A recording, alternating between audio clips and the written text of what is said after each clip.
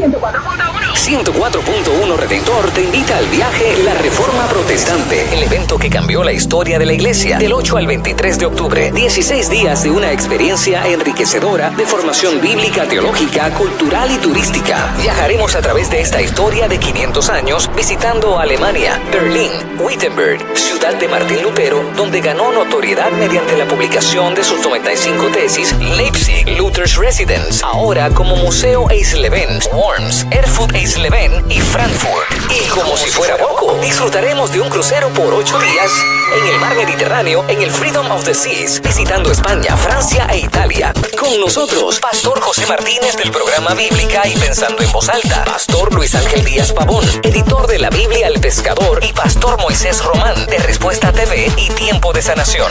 Reserva llamando ahora a Pronto Travel 798-6455 o 399-6124. También puedes llamar a nuestras oficinas de Redentor al 751-1310 o accediendo a redentor104fm.com. Te invita Bíblica, Respuesta TV y Vida para Puerto Rico el 28 de octubre. Otro evento con la marca de Redentor. Hashtag La Primera Cristiana. Bienvenido a su programa Respuestas, con su anfitrión, el reverendo Moisés Román. Porque su pregunta es importante y ante una pregunta desafiante, una respuesta honesta. Respuestas.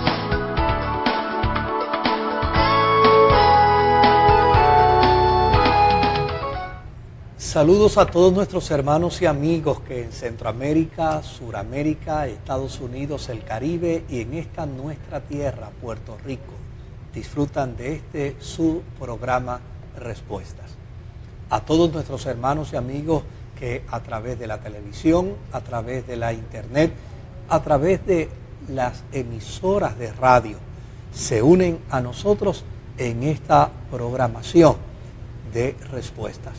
Esperamos que el programa Respuesta pueda ser de grande bendición y de grande edificación a la vida de todos y cada uno de ustedes.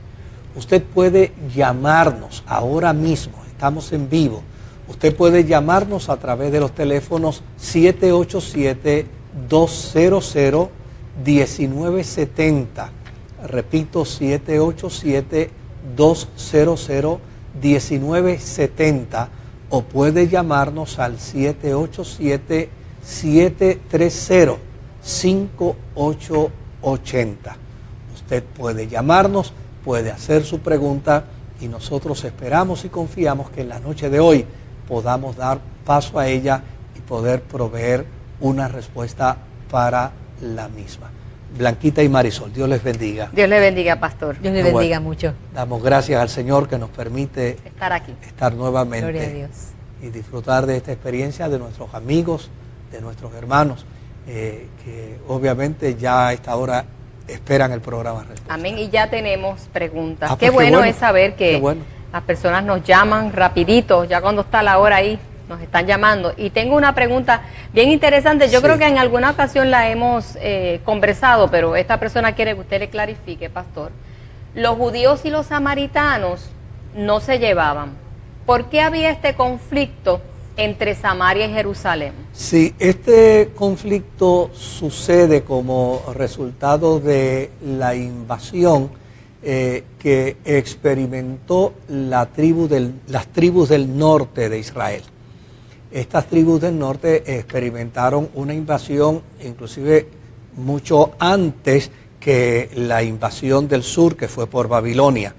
La invasión del norte fue por Asiria.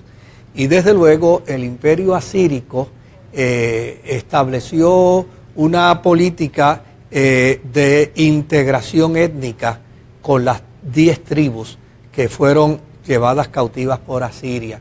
Esto es que trajeron gente de Asiria, las introdujeron dentro de los territorios de las 10 tribus y a su vez hicieron que los judíos se casaran con mujeres asíricas y también hombres asíricos se casaran con judías. Y esto provocó entonces una mezcla. Hizo que prácticamente las 10 tribus desaparecieran. Y desde luego cuando ellos deciden regresar, los judíos del sur, que habían vivido la experiencia agónica y dolorosa de la invasión babilónica, pero se mantuvieron fieles y se mantuvieron siendo dos tribus sin mezclarse, pues empezaron a tener serios problemas. Ellos aprovecharon el momento en que obviamente Nehemías y Esdras regresan para poder reconstruir los muros, reconstruir la ciudad y reconstruir el templo, y regresaron con la intención de que la tribu del sur les aceptaran y les permitieran integrarse de nuevo para trabajar en la reconstrucción. Pero las dos tribus del sur les impidieron esa integración. No se lo permitieron bajo ninguna circunstancia. Y desde ahí hasta el tiempo de Jesús, los samaritanos y los judíos no se llevaban. Qué tremendo. Es una historia interesantísima, interesantísima porque desde luego uno puede mirar la historia y hasta llegar a pensar que era una injusticia, ¿verdad? Que injusto el comportamiento de las tribus del sur al no aceptar a sus hermanos, pero por el otro lado ellos entendían que bajo ninguna circunstancia podían permitirlo, porque no se lo permitieron. Aquellos que se casaron con mujeres de Babilonia y regresaron con ellas, ellos les exigieron que tenían que salir de la comunidad o despedir a las mujeres. ¿Eso tenía que ver algo con la venida del Mesías, que se esperaba que llegara el Mesías? O sea, bueno, todo eso está vinculado obviamente dentro del marco del cuadro, porque a fin de cuentas Israel tenía que mantenerse como pueblo para que se cumpliera la promesa dada a Abraham: en ti serán benditas todas las naciones.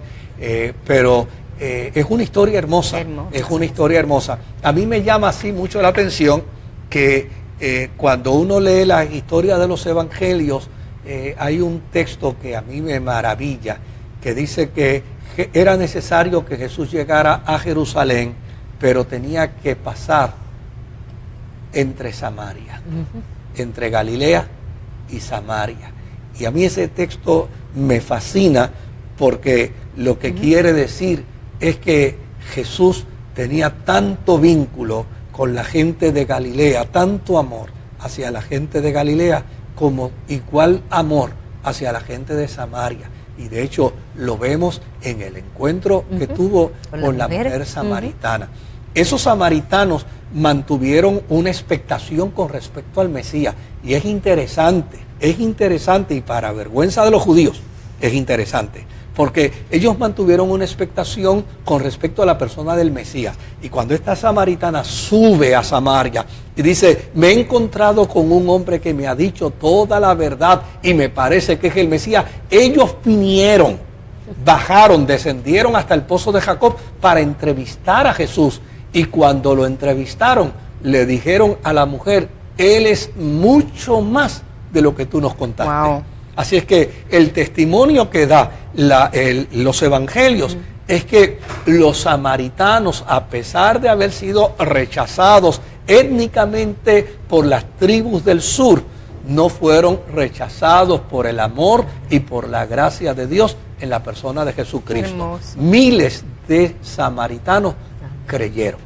Qué lindo. Amén, Jesús. Esto es como para coger es una historia hermosísima, una cápsula, un espacio es una historia hermosa. Para esto, porque es una historia bien hermosa. Es hermoso. Amén. Sí, Dios vino no solamente a los samaritanos, sino a la mujer, que eran dos minorías, que realmente pues los mismos israelitas no. Sí. Y hay todavía otra historia más hermosa que aparece en el capítulo 12 del Evangelio según San Juan. Los versos 20 al 24, cuando uno descubre que Felipe es abordado por unos gentiles y hablan con Felipe, y entonces Felipe va y habla con Andrés, y entonces Felipe y Andrés van donde Jesús y le dicen: los gentiles quieren verte, quieren hablar contigo, te quieren entrevistar. Y Jesús dice: ha llegado la hora para que el Hijo del Hombre sea glorificado. Como queriendo decir con esto, se cumplió el propósito del Padre, porque como consecuencia de ellos querer hablar conmigo y verme a mí, ya se cumple lo que era el propósito del Padre, que a través de Israel todas las naciones fueran benditas. Amén. Qué hermoso, Eso es así. qué hermoso. Precioso, porque así llegó también a los gentiles y a los no gentiles, o sea que se cumple esa profecía para llegar a toda la humanidad. Pero así como estamos hablando de la historia de Israel, hemos visto cómo Dios los libra del cautiverio, los libra de la esclavitud, pero aún así ellos se arrodillan y adoran a dioses que no son el verdadero Dios. Realmente, ellos estaban descarrilados, era un pueblo que realmente no sentaba cabeza. ¿Había remedio para estos israelitas, pastor? Mira, yo creo que la historia de Israel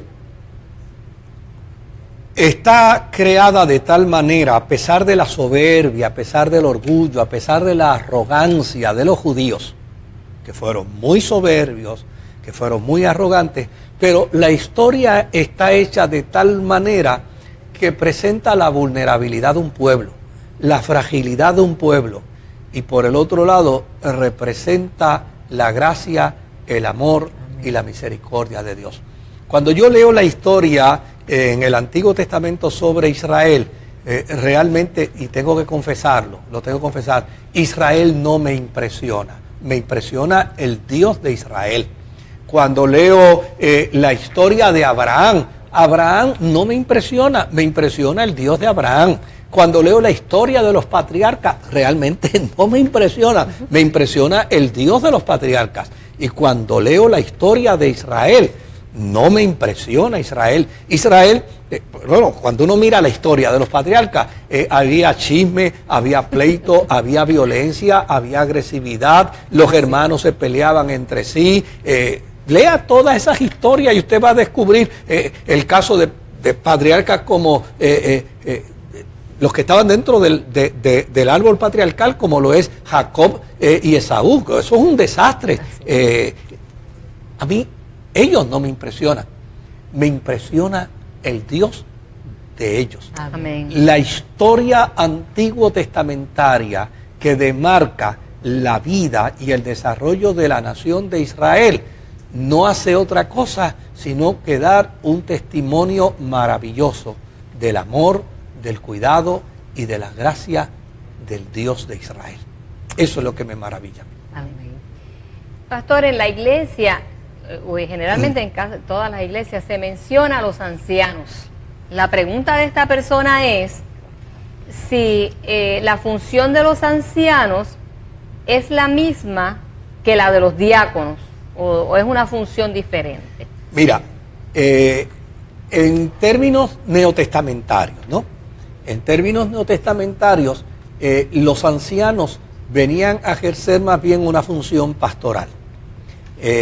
La diaconía ejercía una función muy parecida a la que ejercen los diáconos dentro de la iglesia, que yo tengo una forma de presentarlos o de representarlos, pues porque la diaconía es como un brazo pastoral, es la gente que ayuda desde la función espiritual a la tarea pastoral, a la tarea sacerdotal. Desde luego, el concepto de los sugieres tienen otra función, más bien ejercen la función administrativa de la iglesia, la cuestión del orden, el proceso tal vez del ofertorio, el manejo tal vez del movimiento dentro de la iglesia, tal vez la asistencia en cuanto a la logística de un culto, pues eso lo realizan los sugieres. Pero cuando en las Escrituras se habla, en el Nuevo Testamento se habla de ancianos, más bien se está refiriendo a una función pastoral. Eran personas que estaban destinadas a atender comunidades de iglesias que se daban en las casas. Las iglesias del Nuevo Testamento no son templos, no son catedrales. Las iglesias del Nuevo Testamento son casas. En las casas era que se reunían los creyentes. Tremendo. Lo de los templos vino posterior, después del siglo IV. Y ahora, pues, yo creo que en nuestros tiempos como que no se habla mucho de los ancianos, se habla más bien, ¿verdad?, de los diáconos. Bueno, porque se ha desarrollado el concepto, pues, en el campo de la esfera sacerdotal o de la esfera pastoral, pues hay una serie de títulos que se le pueden asignar a los ministros, a los pastores, etcétera, etcétera. Y desde luego pues ya el concepto diácono, pues, no diácono, sino anciano, ha desaparecido. Aunque no podemos negar que todavía en algunas entidades religiosas bajo la sombrilla de la cristiandad, aunque tal vez no sean del todo cristianos, y me refiero a nuestros amigos los testigos de Jehová. Dentro de la experiencia religiosa de los testigos de Jehová, quienes fungen como sacerdotes o pastores se denominan como ancianos. Son ancianos. Y no hay que ser anciano para funcionar como anciano. No hay que tener conocimiento de la verdad. Sí, y la verdad es Cristo. Amén. Pastor, sabemos que el libro de Daniel nos inspira porque nos da estas instrucciones de la vida diaria. Nos ayuda a confiar y nos ayuda a saber cómo manejarnos en el diario vivir. Pero nos pregunta este hermano, ¿puede ser Daniel un libro tan profético como el Apocalipsis? Bueno, a mí me parece que los que trabajan en el campo escatológico no pueden interpretar al Apocalipsis sin ir a Daniel como referencia. Desde luego, los libros de escatología que yo he leído, siempre los escatólogos utilizan a Daniel. Claro, no solo a Daniel, utilizan a Ezequiel, utilizan a Malaquías, utilizan parte también de los planteamientos de Jesús en los evangelios. Pero Daniel es un libro de referencia paralelo con el Apocalipsis. Claro, las intenciones y los propósitos son totalmente distintos. Daniel es una historia, Daniel es una narrativa. En el caso del Apocalipsis es un documento de esperanza, es un documento de consuelo, es una respuesta de parte de un vidente, como lo fue el anciano Juan, a una comunidad de cristianos que está pasando por dolor, que está pasando por luto, que está pasando por desesperación. Y hay un mensaje que el Apocalipsis tiene, es el mensaje del Cristo resucitado, sentado a la diestra del Padre. Y ese mensaje, desde luego, lo podemos ver, aún lo podemos ver dentro de la documentación visionaria de Daniel, pero el propósito de Daniel es otro. Está enmarcado dentro de una narrativa que incluye, obviamente, visiones, que incluye apocalipticismo, escatología, pero el libro de Apocalipsis no necesariamente hay que verlo como un libro totalmente escatológico.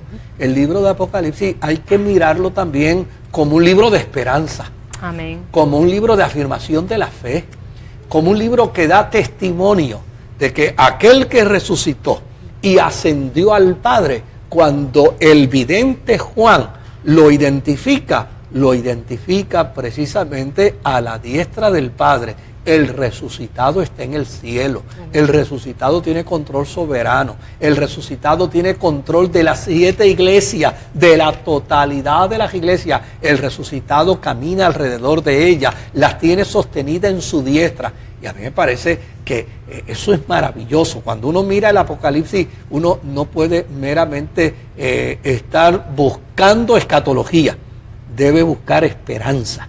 Porque en el Apocalipsis hay un testimonio de esperanza maravilloso. Hermoso. Hay preguntas que nos llegan, Marisol, relacionadas a la vida de fe, inquietudes. Y nos llama una persona, nos pregunta, pastor, ¿cuán cierto es que todo lo que nos sucede es porque Dios lo permite? ¿No es a consecuencia de nuestros pecados lo que nos sucede? Yo creo que eso merece un poco de tiempo para contestarla, y lo que vamos a hacer es que vamos a irnos a una pausa que nos están haciendo, y una vez regresemos de la pausa vamos a contestar esa pregunta, Dios mediante.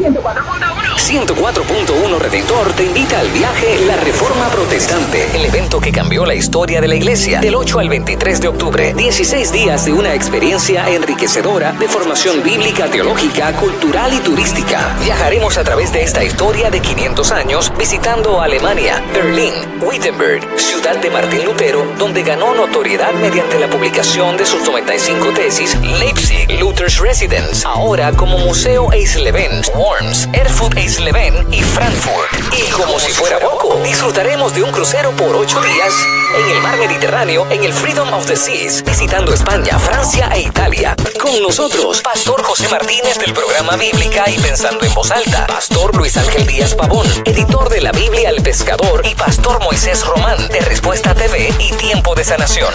Reserva llamando ahora a Pronto Travel 798-6455 o 399-6124. También puedes llamar a nuestras oficinas de Redentor al 751-1310 o accediendo a redentor104fm.com. Te invita a Bíblica, Respuesta TV y Vida para Puerto Rico el 28 de octubre. Otro evento con la marca de Redentor. Hashtag La Primera Cristiana. Este segmento es auspiciado por La Buena Mesa de Oscar, restaurante vegetariano. Llámanos al 787-753-7908.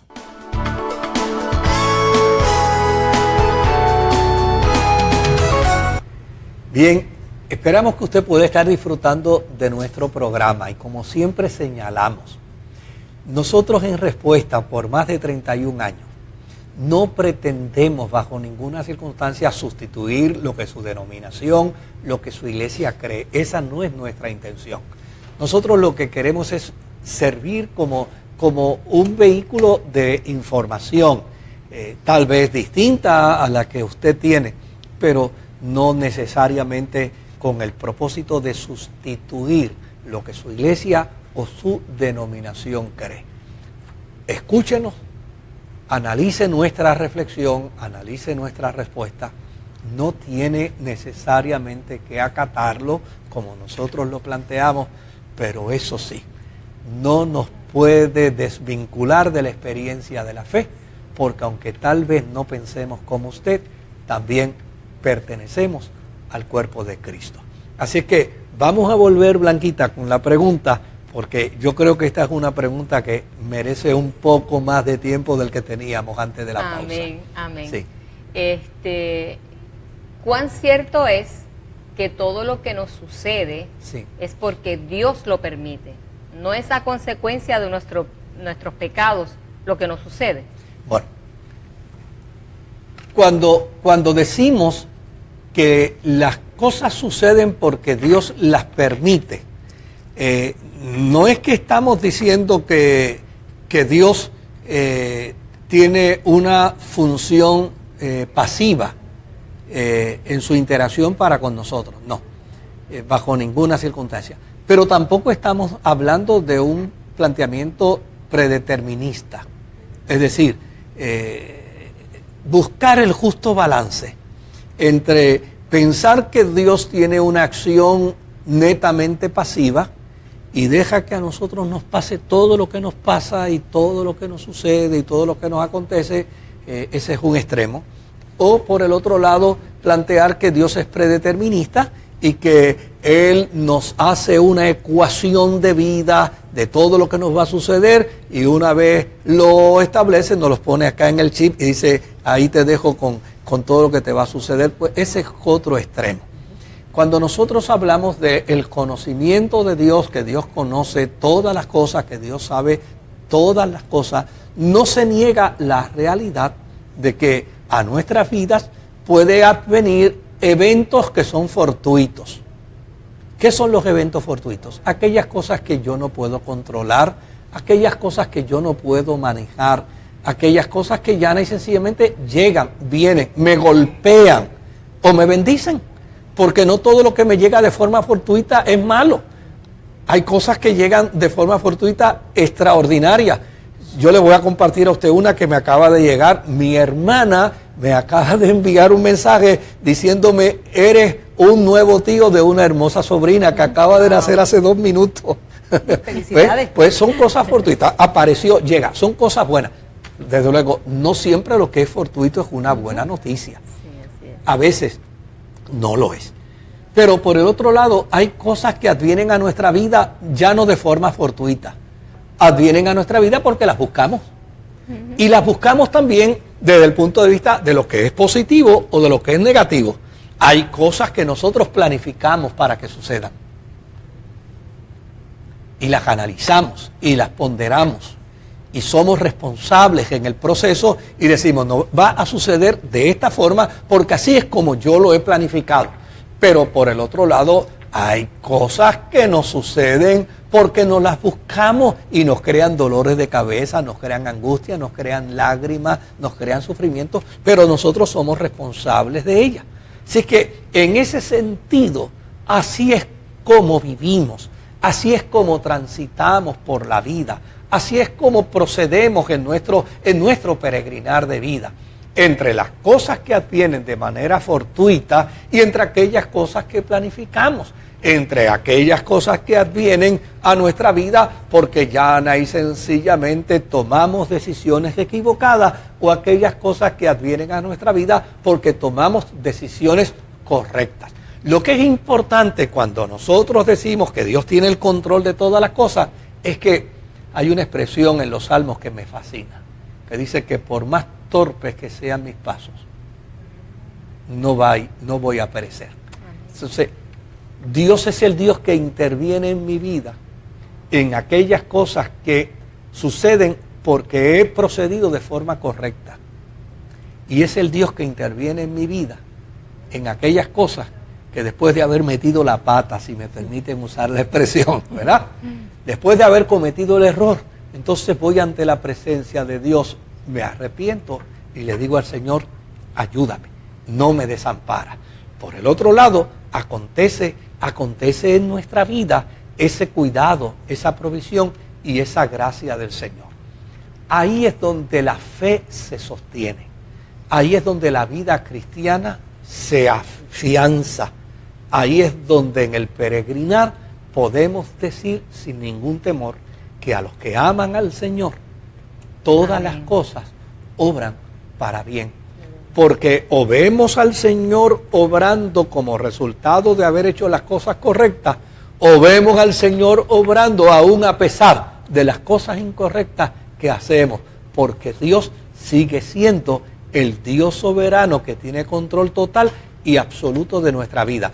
No dentro de un marco predeterminista, sino más bien dentro de un proceso de interacción donde Dios interactúa con nosotros y bajo nuestro libre albedrío nos permite tomar decisiones correctas o incorrectas. Y llana y sencillamente, como un buen padre, nos asiste, nos ayuda, nos corrige, pero también nos bendice. Amén. Esa es la maravilla de la fe. Amén. Que en la maravilla de la fe nosotros estamos al amparo de un Dios que interactúa. No es un Dios estático, no es un Dios que te dio una regla y se desapareció y te dijo allá, arréglatelas como puedas de ahora en adelante. No, es un Dios que interactúa con nosotros. Al punto que el salmista se atreve a decir eso, por más torpe que sean mis pasos, yo no voy a resbalar, no me voy a caer, Él me va a dirigir. Gloria a Dios. Él nos sostiene. Sí, sí. Él nos sostiene en su amor. Pastor, esto es una pregunta de vida de iglesia. Aquí preguntan que cuando alguien hace una petición, hay alguien en el grupo que ora, pero que mientras esta persona está orando por esa petición especial, los demás están orando a la vez. A veces se confunde el que está orando, ¿verdad?, por la petición y que se le delegó esa oración. ¿Es esto correcto o deberían los demás guardar silencio para que se pueda entonces dirigir la oración correctamente? Yo he tenido esa preocupación siempre y a veces la he convertido en una queja. Pues porque vamos a la casa de alguien, 4, 5, 6, 7, 10 personas, a la casa de alguien, tiene un problema en específico. Y desde luego le pedimos a una persona que ore, que haga la oración, que dirija la oración. Pero entonces cuando la persona va a dirigir la oración, los otros 9 empiezan a orar a la misma vez. Y yo lo único que me resigna es decir qué bueno es saber que Dios los escucha a los 10. Amén. Amén. Pero el problema es que no solamente queremos que Dios nos escuche a los 10, queremos que la persona que va a escuchar la oración sea edificada, y ese no puede escuchar a los 10. Exacto. Entonces, Sí. a veces yo me veo en la obligación de decirle, mira, los 10 podemos orar al unísono y a todos el Señor nos escucha. Pero ese querido hermano, esa querida hermana, necesita escuchar a uno solo. Amén. Así que, por favor, vamos a permitir que éste ore y los demás simplemente nos mantenemos en comunión. Me parece que usted tiene una preocupación muy legítima, muy auténtica.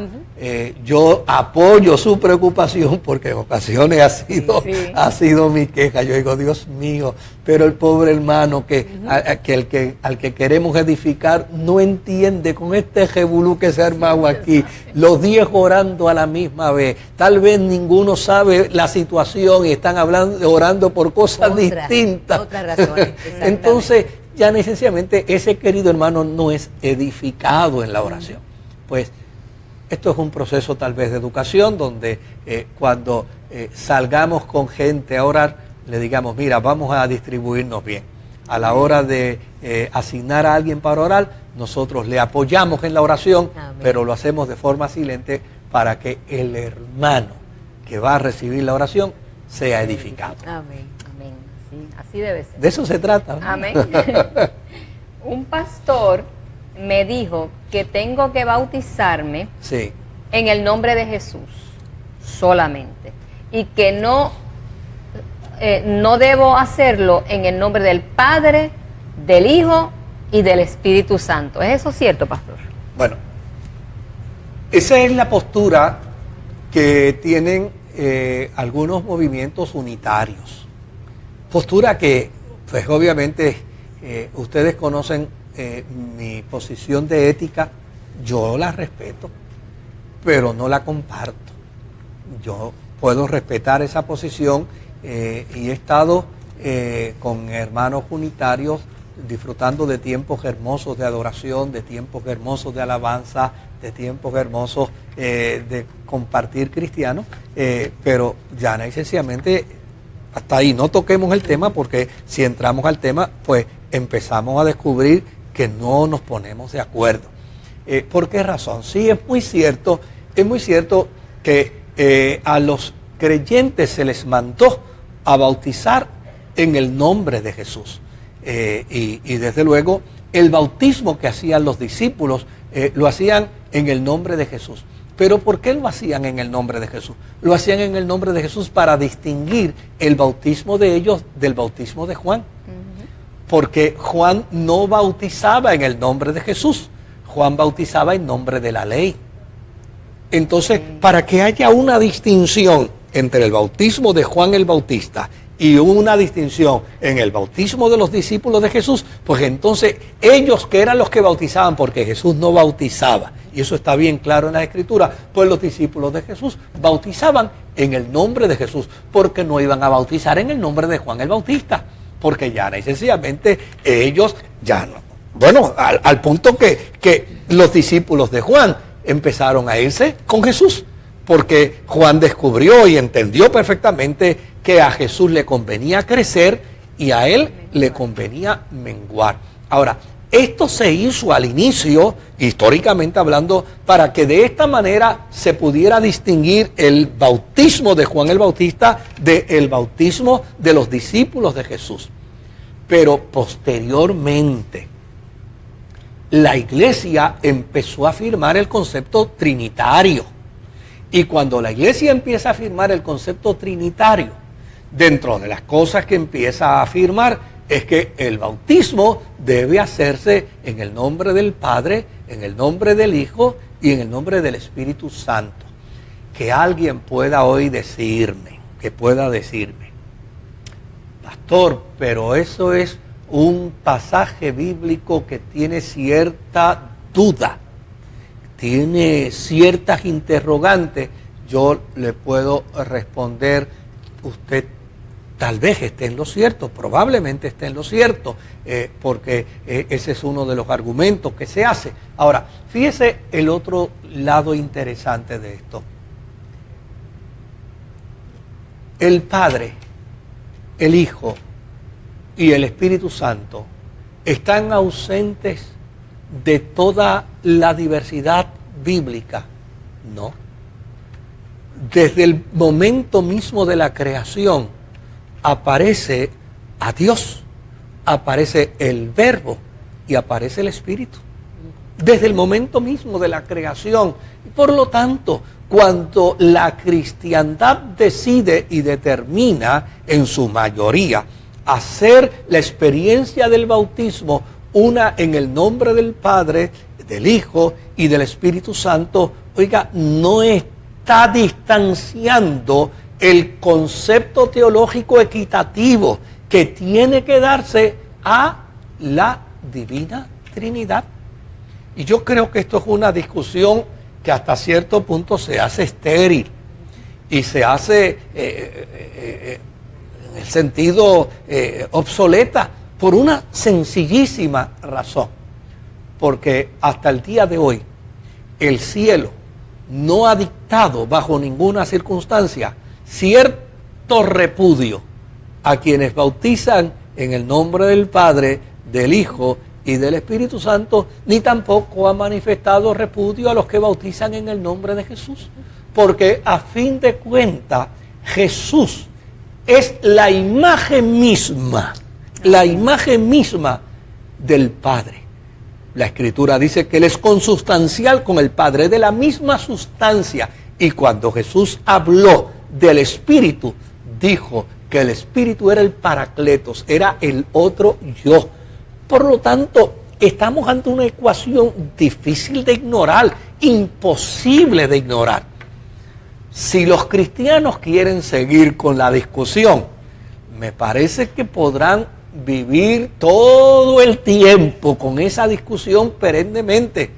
Pero créanme que hasta el día de hoy, aún los unitarios cuando bautizan, no pueden eliminar el concepto de la Trinidad, porque ese Jesús en el que ellos bautizan es consustancial con el Padre y es consustancial con el Espíritu Santo. Y nosotros no podemos perder de perspectiva esa realidad teológica. Tremendo, qué lindo. Muy bello. Pastor, esta es una pregunta bastante compleja. Nos pregunta el hermano, ¿la salvación se puede perder? ¿Cuán frágil es esa salvación? Bueno, a mí me encanta que la gente llame para hacer preguntas difíciles o preguntas complejas, preguntas que todavía están sobre la mesa de la discusión de los teólogos y que obviamente han sido los temas que nos han separado a unos de otros y nos han marginado a unos de otros para hacer imposible o para hacer difícil la oración de Jesús de que seamos uno. Yo creo perfectamente que el sacrificio de Cristo en la cruz del Calvario es un sacrificio perfecto y es un sacrificio eterno y es un sacrificio puro. Si el Señor nos salva, nos salva. Ahora, por el otro lado, permítame pasar a la otra posición. Él es un Dios soberano. Y si Él es un Dios soberano, esto quiere decir, en palabras sencillas, que como soberano, Él tiene la facultad para hacer lo que le dé la gana hacer. Y la pregunta que nosotros debemos hacernos es, ¿cómo es posible que entendamos a Dios como un Dios soberano y dentro de su soberanía no se reserve el derecho de salvar a quien Él quiera salvar y de no salvar a quien Él no quiera salvar? ¿Se da cuenta? O sea, yo a veces donde tengo mis reparos, es que hay a veces uno se encuentra con alguna gente que hacen de la salvación un semáforo intermitente. Hoy se salvaron por la mañana y al mediodía ya están perdidos y vuelven de nuevo y por la tarde se salvan y por la noche vuelven a estar perdidos y toda la vida viven dentro de una agonía porque ellos no saben si hoy están salvos o si mañana están perdidos. Yo realmente ese tipo de postura teológica no me lo puedo tragar. Yo creo que los seres humanos en la vida cristiana podemos cometer errores, pero si cometemos errores, mire lo que dice la Escritura, que por cuanto gozamos de la libertad gloriosa de los hijos de Dios, esa libertad nos hace libres. Somos redarguidos por el Espíritu Santo, vamos a la presencia del Señor, pedimos perdón por nuestro pecado y lo que tenemos que hacer es levantarnos y restaurarnos. Eso es todo.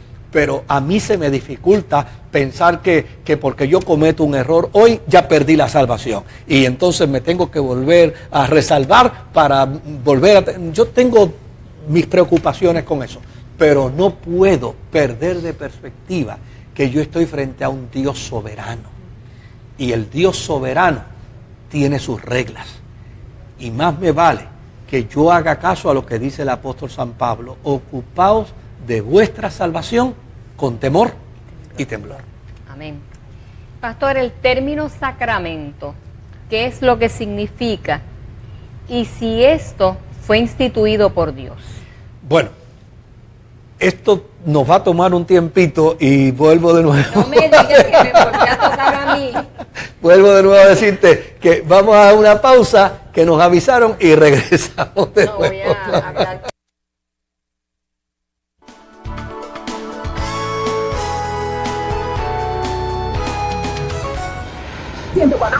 104.1 Redentor te invita al viaje La Reforma Protestante, el evento que cambió la historia de la iglesia. Del 8 al 23 de octubre, 16 días de una experiencia enriquecedora de formación bíblica, teológica, cultural y turística. Viajaremos a través de esta historia de 500 años, visitando Alemania, Berlín, Wittenberg, ciudad de Martín Lutero, donde ganó notoriedad mediante la publicación de sus 95 tesis, Leipzig, Luther's Residence, ahora como Museo Eisleben, Worms, Erfurt Eisleben y Frankfurt. Y como si fuera poco, disfrutaremos de un crucero por 8 días en el mar Mediterráneo, en el Freedom of the Seas, visitando España, Francia e Italia. Con nosotros, Pastor José Martínez del programa Bíblica y Pensando en Voz Alta, Pastor Luis Ángel Díaz Pavón, editor de la Biblia El Pescador, y Pastor Moisés Román de Respuesta TV y Tiempo de Sanación.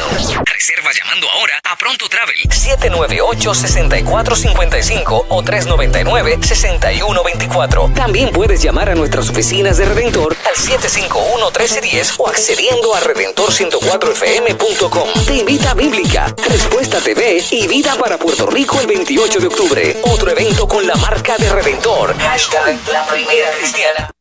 Este segmento es auspiciado por La Buena Mesa de Oscar, restaurante vegetariano. Llámanos al 787-753-7908.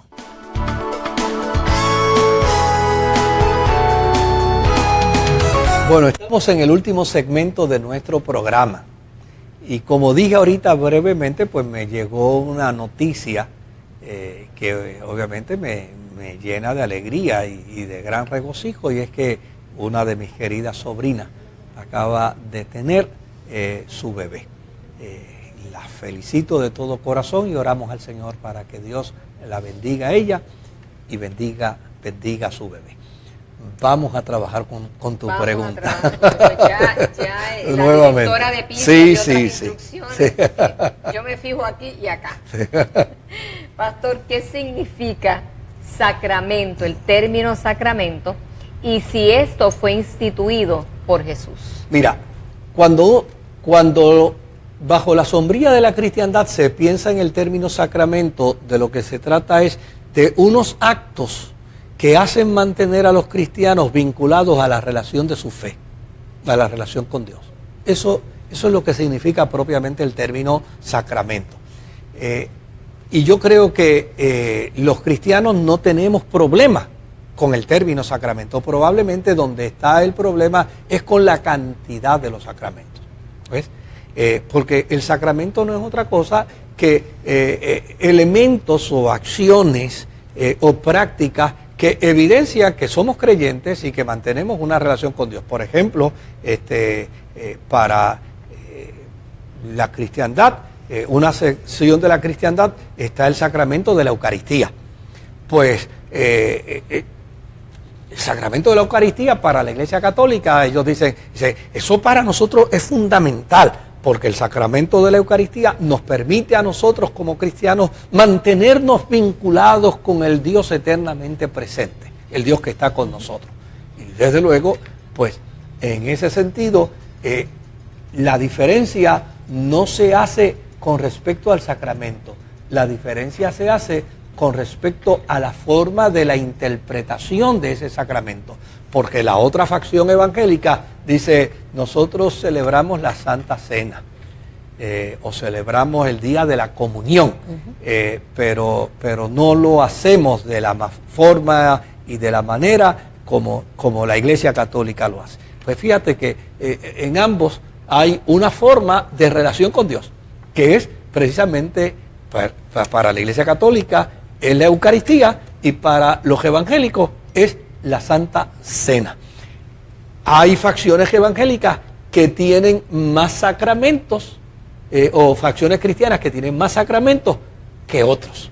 Y desde luego se debaten. Pero el término sacramento lo único que significa es actos que hacen vincular a los creyentes en su relación con Dios. Es todo lo que significa el término. Los más o los menos va a depender de la denominación a la que se pertenece. Exacto. Muy bien. Pastor, ¿por qué hay iglesias, por qué hay congregaciones que prohíben ciertos alimentos cuando entendemos que Dios creó todo? Y si está disponible, ¿por qué hay que prohibirlo, pastor? Bueno, yo realmente creo que hay organizaciones cristianas que prohíben la participación de ciertos alimentos porque consideran fundamental las posturas judías en cuanto a participación de ciertos alimentos. Y desde luego, pues me parece que ese es su derecho. Habemos cristianos que tal vez no seguimos todas las corrientes doctrinales de estas denominaciones, pero tenemos posturas y posiciones con respecto a ciertos alimentos. Desde luego, si queremos identificar, nuestros hermanos los adventistas del séptimo día, aunque no son ellos los únicos, porque hay movimientos pentecostales inclusive que practican la abstención de alimentos. Por ejemplo, yo conozco movimientos pentecostales que no comen carne de cerdo. Y es interesante, pues mira, lo hacen tal vez porque siguen prescripciones judías, pero lo hacen también porque tienen conocimiento de salud y lo hacen también porque tienen conocimiento del daño que algunos alimentos hacen. En mi caso, personalmente, en el caso de Marisol, no tanto de Blanquita, aunque Blanquita se cuida bastante bien de lo que come también, ¿no? Pero en el caso nuestro, mire, por ejemplo, yo no como carnes, y no soy adventista del séptimo día, ni tampoco pertenezco al movimiento de los pentecostales que por convicciones propias no participan de la experiencia de comer carne. Lo hago como una cuestión puramente de salud. Pero a mí me parece que el pasaje bíblico de Pablo me parece que es muy apropiado. Si comes, para el Señor lo haces. Y si no lo comes, para el Señor, pues no te lo comes. A fin de cuentas, Jesús habló perfectamente claro y dijo que lo que el hombre se come no es lo que hace daño. Lo que hace daño es lo que sale de acá, del corazón. Tremendo. ¿Quién sabe si yo me envuelvo con ustedes, verdad? Y te haces vegetariano. Sí, exacto, sí, porque mezclarse mucho con la gente, pues a veces se contagia. Contagia. Sí, pega lo bueno. Bueno, cuando la Biblia dice que el principio de la sabiduría es el temor a Jehová, ¿esto es sabiduría solo de Dios o es también sabiduría humana? Bueno, cuando se está hablando del concepto de el principio de la sabiduría es el temor a Jehová, lo que está diciendo es lo siguiente: incluye sabiduría espiritual y sabiduría humana. Lo que está diciendo es que quien quiere revelar auténticamente sabiduría, reconoce a Dios. Eso es lo que propiamente quiere decir el texto. quien quiere probar auténticamente sabiduría, reconoce a Dios. La otra contraparte del planteamiento proverbial dice que el necio dice en su corazón que Dios no existe. ¿Ves? Entonces, desde luego, cuando uno equipara ambos planteamientos y llega entonces al consenso sobre ambos planteamientos, el proverbista afirma que el principio de la sabiduría, no importa si es espiritual o si es la sabiduría cognoscitiva, reconoce la existencia de un ser creador. Si hay alguien que adula de la sabiduría, desconociendo la existencia de un ser creador, dentro del marco proverbial, dentro del marco salomónico, no es sabio. No pertenece al clan de la sabiduría. Qué tremendo. Amén. Pastor, un médico le dijo a un familiar mío, nos cuenta este hermano, que la enfermedad que él tenía era producto de un castigo que Dios le estaba dando a este hermano. ¿Cómo es posible que todavía el día de hoy se piense que las enfermedades son frutos de castigos de Dios? Bueno, puede ser que el médico que hizo este tipo de pronóstico está vinculado dentro del marco de una experiencia religiosa y dentro del marco de una experiencia de interpretación religiosa. Y eso yo no lo voy a discutir, ¿verdad?, con el médico, porque yo a fin de cuentas no sé si el médico lo dijo o no lo dijo. Partimos de la premisa de lo que usted está diciendo que el médico dijo. Pero yo me voy a referir a un pasaje de las Escrituras. Un muchacho que estaba enfermo, un muchacho que era ciego. Y los discípulos le preguntaron a Jesús, ¿quién pecó, este o sus padres? Y desde luego Jesús descartó por completo, de manera arbitraria, que la enfermedad de aquel muchacho era consecuencia del pecado. Llana y sencillamente dijo que él entendía que esa enfermedad era para que la gracia de él fuera glorificada y fuera manifestada. Y yo creo que cuando nosotros vemos gente enferma, cuando nosotros vemos gente en desgracia, cuando nosotros vemos gente en dolor, cuando nosotros vemos gente en abatimiento, en lugar de juzgar la enfermedad y el abatimiento de estas personas, lo que debemos es descubrir lo que Jesús dijo. El abatimiento y el dolor y la enfermedad del otro es una buena oportunidad para que Jesucristo sea glorificado.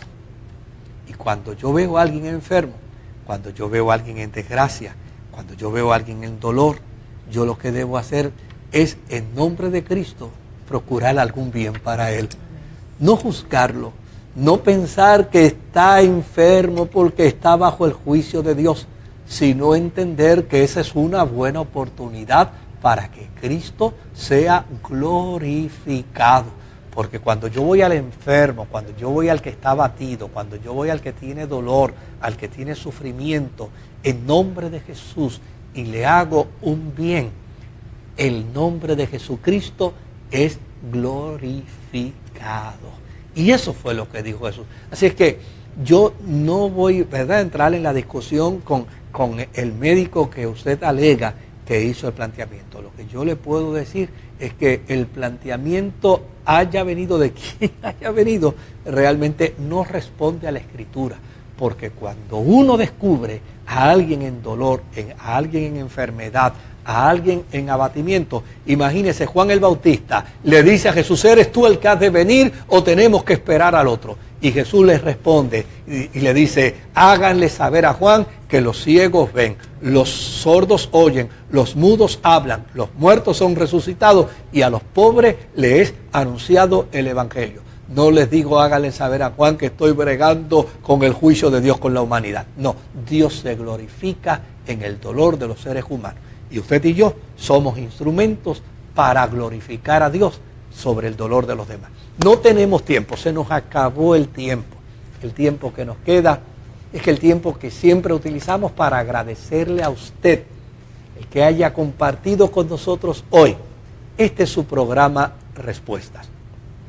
En la pantalla de su televisor está la dirección a la cual usted puede escribirnos. Por favor, escríbanos a Respuestas. Box 1462, Trujillo Alto, Puerto Rico, 00977. Respuestas, Box 1462, Trujillo Alto, Puerto Rico, 00977. Si dentro de sus posibilidades está el poder ayudarnos, envíenos su ayuda económica.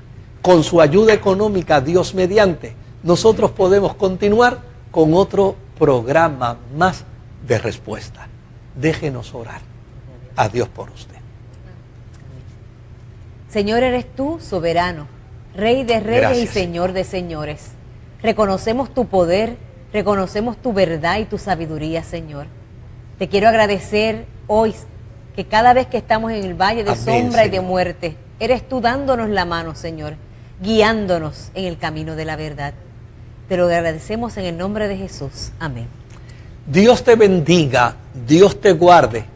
Será entonces hasta nuestro próximo programa, Dios mediante.